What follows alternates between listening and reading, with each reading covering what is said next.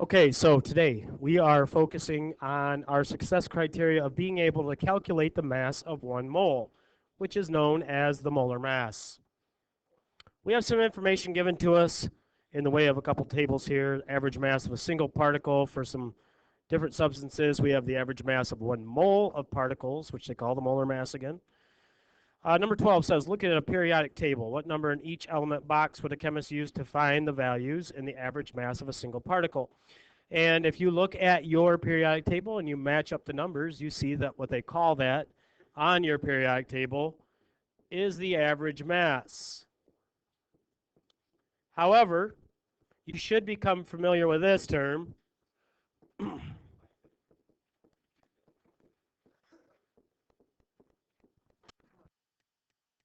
Atomic mass.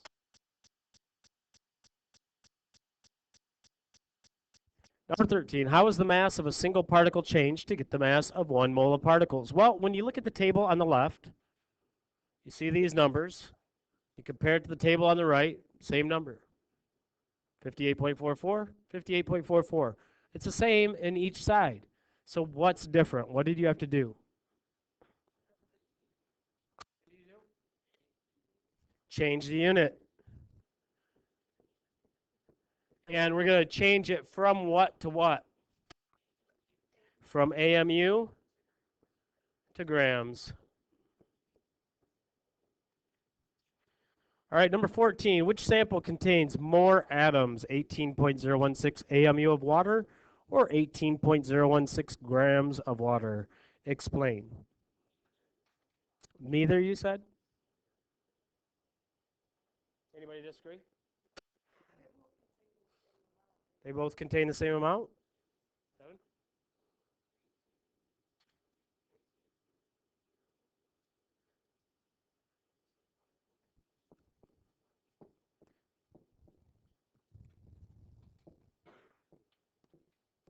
Okay, so the way we can figure that out is a couple different ways.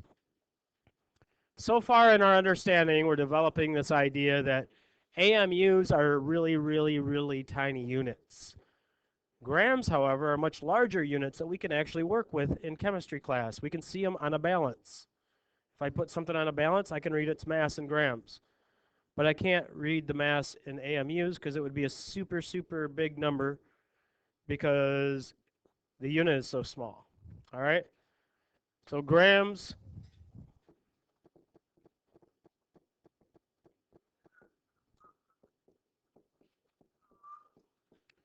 are a much larger unit. So the other thing is too, like if you compared the AMUs at the top to the grams on the right, especially if you looked at water, they rounded it off to 18.02. But it says AMU would be the mass of 1 molecule of H2O. And then on the right side, it says 18.02 grams would be the one mass, or the mass of 1 mole of water molecules, which means 1 mole, even though we don't know what it is yet, has to be at least 2 molecules. So they use it plural, right? They say molecules, not molecule. So if it's more than 1 molecule, it makes sense that grams would have more than one, or more atoms, sorry. All right, for number 15, we're just going to use what we learned in number 13. It's marked as a key idea. So if the formula mass of iron Roman numeral 2 sulfate, they call that iron 2 sulfate, and they give you the formula even, FeSO4. Now this isn't really important yet to what we're doing, but it will be tomorrow. You need to be able to look at these. Well, I guess actually it is important today. You need to look at the formulas and be able to tell exactly what atoms are in there and how many. So every time you see a capital letter, it means new element. So I've got Fe, I've got a capital S, and I've got a capital O. So this has Fe, S, and O. Also, if it has a number after it, it tells you how many of those there are. Now, Fe does not have a number, so there's just one Fe. Sulfur doesn't have a number after it, so just one sulfur. But oxygen does have a number after it. It's 4, so it actually means 4 oxygens. It's not important to this problem necessarily because they tell us the mass of 1 molecule is 151.9 AMU. Now for number 13, we know that all we have to do to change the mass of one molecule to the mass of 1 mole of molecules is just change the AMU to grams. So the mass of 1 mole would be 151.9 grams.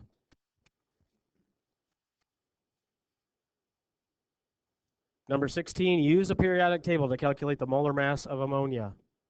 What's ammonia? Well, it's NH3, it says. Capital N, capital H, 3. So that tells me I've got two elements. I've got N. There's no number after it, so just one N, and then three H's. So what I can do here, what we're learning is that, and this is actually today's success criteria to be able to do this type of problem. You have NH3. What is the molar mass? What is the mass of 1 mole?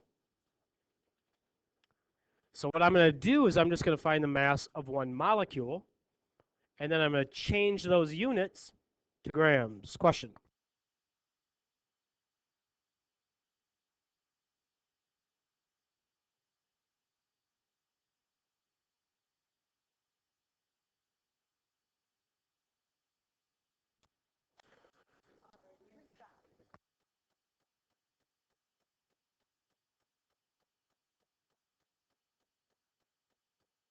Okay, so just to work through this problem, we have one N. Oops. One N. And we have H, but we actually have it 3 times. Okay?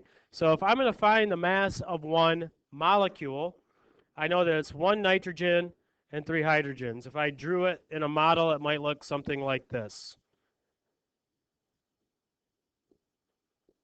Okay? So to find the mass of one molecule, I'm just going to add up those masses. I'm going to find the mass of N, and then I'm going to find the mass of H, but I got to do it 3 times because there's 3 of them. So the mass of N on the periodic table is 14.01, and those units are AMUs. H is 1.01 AMU, and it's going to be the same for the other ones, right? And if I add those all up, I'm going to find that the mass is 17.04 AMUs. That's the mass of one molecule. And if I want to change it to moles, all I got to do is change it to grams, and there is my answer.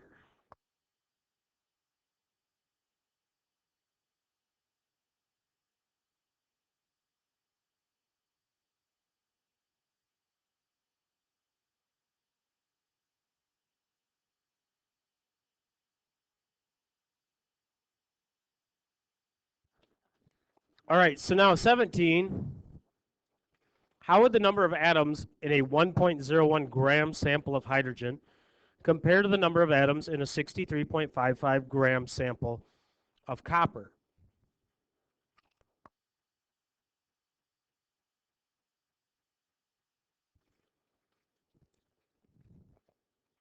Well, there's a couple different ways I could do this. One is I could look at the table up here. If I did that, I would see that 1.01 grams of hydrogen is 1 mole of hydrogen. If I look up 63.55 grams of copper, again, up there off the screen, I would see that it's 1 mole of copper, which is Cu, by the way. Yep, they're both 1 mole. So would you say they're probably the same number of particles? Both 1 mole. As far as the number of atoms, that means same number of atoms. The other way would just be look at those masses, kind of go in reverse and change it to AMUs and see how many atoms that would make. So if I took it and made it 1.01 AMUs of hydrogen, I would look back and go, that's 1 atom of hydrogen. If I took 63.55 grams of copper and switched that back to AMUs, then I would see that that's 1 atom of copper. It's 1 of each. They're always going to be the same number of atoms as long as I have those amounts. All right? But there's 1 mole of each. So can I erase this?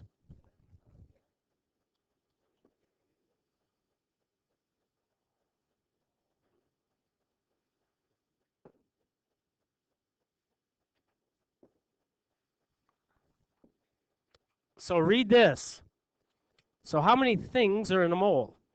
By estimating the size of atoms and taking volume measurements of 1 mole samples, scientists can estimate that 1 mole is equal to 6.022 times 10 to the 23rd particles, which means 6022 followed by 20 zeros. That's a lot to write. Okay? There's a lot of particles in a mole. There has to be, because particles have such a small mass that we need to have tons of them in order to make a mass that we can actually read on a balance. All right? That's more than a million, yes. I cannot. Yeah, I can say it, actually. 6.022 times 10 to the 23rd.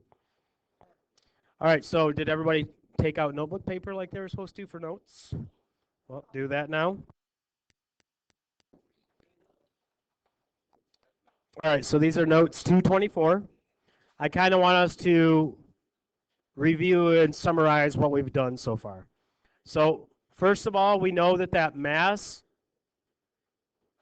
that we see on the periodic table, that's talking about particles, that's talking about atoms and molecules, small things, and that's in AMU. So the mass of particles is in AMUs, atomic mass units. If we change AMUs to grams, then we'll get the molar mass. That's all you got to do. You don't have to do anything with a number. You just change the units from AMU to grams.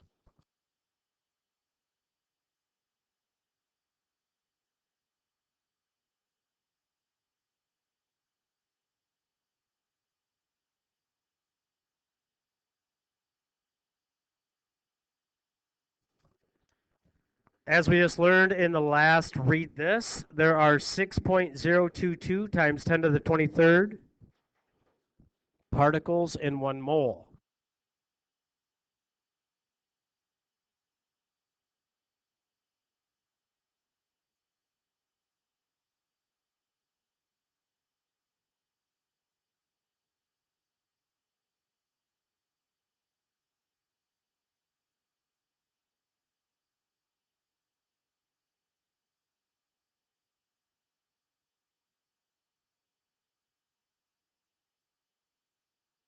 So they call this number 6.022 times 10 to the 23rd. They call it Avogadro's number. Sometimes you'll see it just as 6.02 times 10 to the 23rd. Now we have to be careful about what this means. Particles. What are particles? Now remember when we talked about mixtures and pure substances. We had that worksheet with the circles and the squares and triangles and all that. And we said in order to figure out the difference between a mixture and a pure substance, we have to look at the types of particles involved.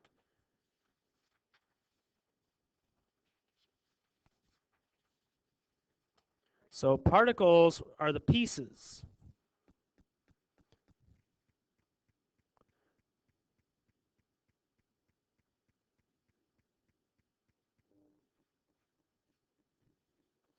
And the pieces mean like just individual circles or squares or triangles, which we referred to as atoms. Sometimes they were stuck together. The pieces were more than one thing stuck together. It's still a piece, a particle. We called those molecules. And I wrote here, so atoms are when we have just one thing, one element. So only one capital letter. I put an example, Na. It's just one element. Molecules are when we have more than one element stuck together. So I put NaCl. There's 2 capital letters, so I can tell there's 2 elements stuck together, NaCl. When you do any type of an assessment with me, and you have to figure out the number of particles and what those particles are, it's either going to be, is it just one thing? Then it's atoms. Is it more than one thing? It's molecules.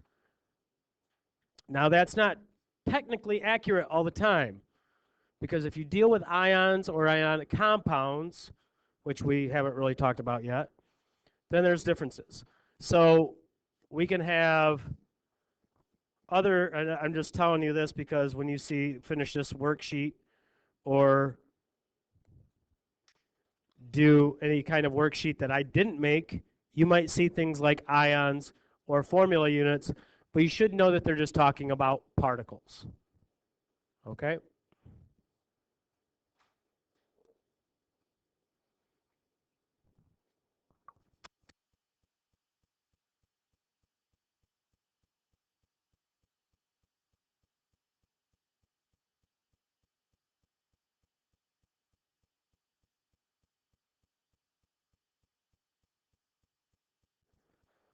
So here is where we're going to finish the notes for today. We're going to be working on two things. Molar mass is a success criteria right now. But the next thing we're going to be doing is dealing with scientific notation. What is scientific notation? How do I write it? How do I tell what that number actually is? Because we're going to need that in order to find out the actual number of atoms or molecules in a substance. So what scientific notation is, and this is where we're ending the notes for today, it's just a way of writing or rewriting very large or small numbers. Like you see up here, that Avogadro's number, 6.022 times 10 to the 23rd. That's an example of a number that is written in scientific notation. So I need you guys to be able to understand that. And we'll stop there today. We will continue with the notes tomorrow. So bring these notes back with you along with that worksheet that we were working on today.